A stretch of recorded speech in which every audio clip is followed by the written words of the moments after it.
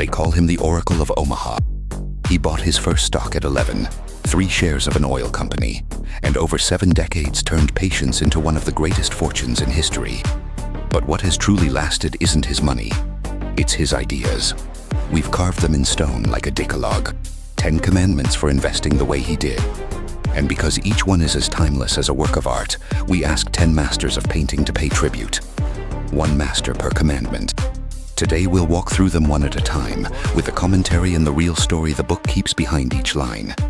You won't walk away rich, you'll walk away thinking differently. 1. Price is what you pay, value is what you get. Most people look at the price tag and think they already know what something costs. The Oracle looks at something else. The way Cubism looks at a single face from every angle at once. Price is what the market asks today. Value is what the business will hand back over time. He explains it with simple numbers. And a company that earns 10 million a year, bought for 100, hands you an annual value of 10. Pay 150 and you get less for your money. Pay 75 and you get more. The secret of the game, he says, is always to pay less and get more.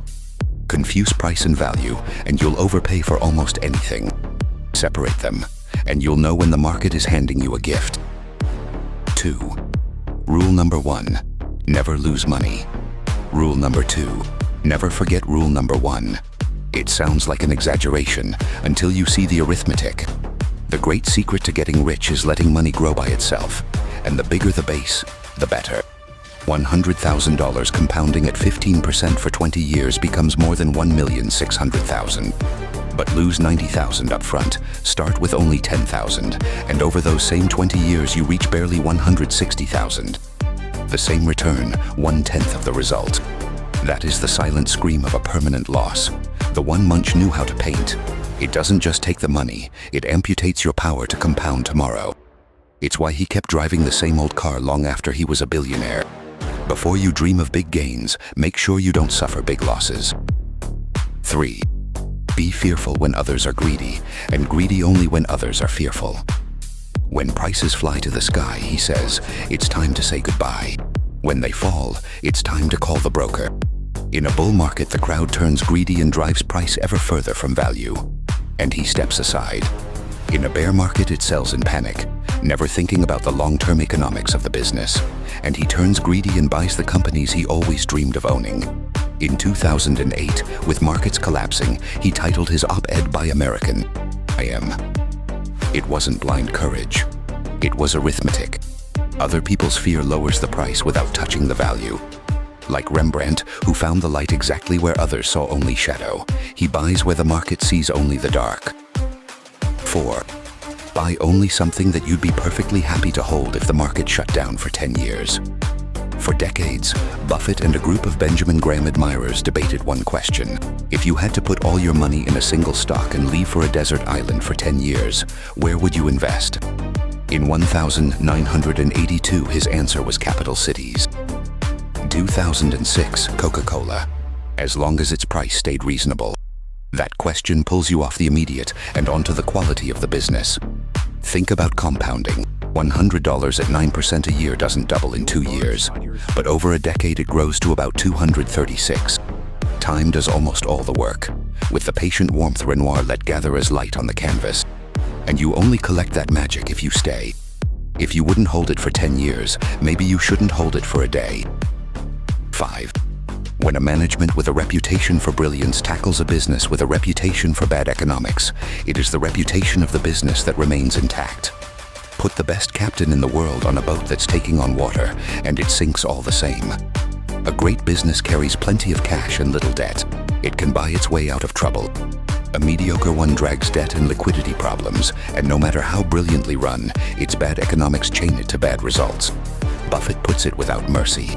95% of the frogs you kiss stay frogs. The Washington Post lost its legendary publisher and stayed a fantastic business.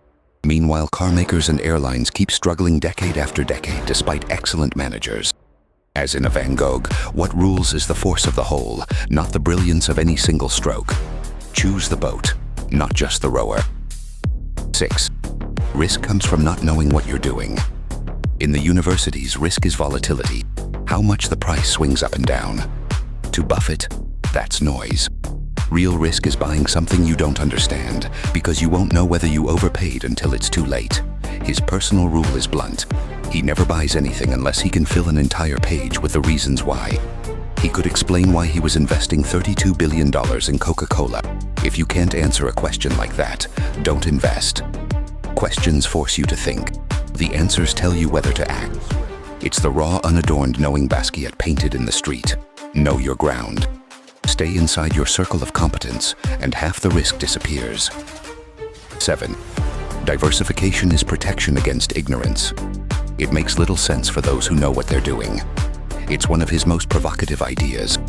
If you don't understand what you're doing, he says, diversify broadly and pray one of the eggs survives. And if your advisor tells you to spread your money across 1,000 products, he's really confessing he doesn't know what he's doing and wants to protect you from his own ignorance. Buffett does the opposite. Because he knows what he's doing, he concentrates in a few eggs and watches them like a hawk. He can't be in 50 things at once. That Noah's Ark way of investing ends up a zoo where nothing gets attention. Like a solitary hopper figure, one scene, one light, his strength is in the focus. Few bets, deeply studied, made big. 8. The stock market is a no-called strike game. You don't have to swing at everything. You can wait for your pitch. In baseball, if you let a good ball go by, they call a strike.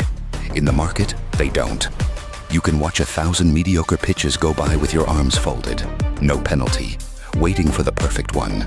Why is it so hard? Because professional managers are slaves to quarterly numbers. One bad quarter loses clients, so they swing at every marginal ball while the stands shout, "Swing, you bum." You don't have that pressure. Inaction is also a decision, and most people lose by doing too much. You only need to be right a few times, in a big way. With the long, serene stillness of a Modigliani portrait, patience and competence fuse into a single word: discipline. 9. I am a better investor because I am a businessman, and a better businessman because I am an investor. Here are all the commandments in one. An alert businessman tells a good company from a bad one. An alert investor knows when a price is cheap or bloated. Put the two together, and you can make billions. His teacher Graham bought anything as long as it was cheap. Buffett learned something more. That companies with a durable competitive advantage, the ones that own a parcel of the consumer's mind, like Coca-Cola, produce the best results. That's why he doesn't analyze the chart. He analyzes the business. Like Warhol, who fused art and commerce into a single gaze, he unites the businessman and the investor in one mind.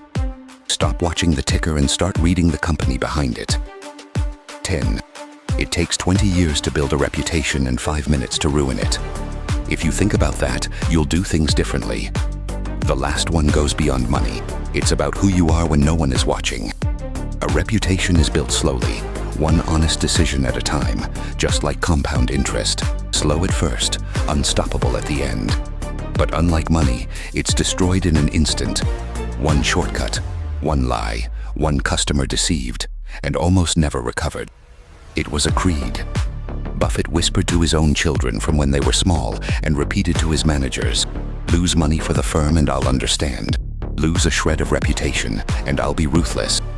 Like the gold of a Klimt, a legacy takes a lifetime to set and shatters in one gesture. If you really think about it, you choose differently. And that perhaps is the investment that compounds best of all. 10 commandments, one single philosophy. Separate value from price. Never lose money. Act against the crowd. Buy to stay. Trust the business before the manager. Know what you're doing.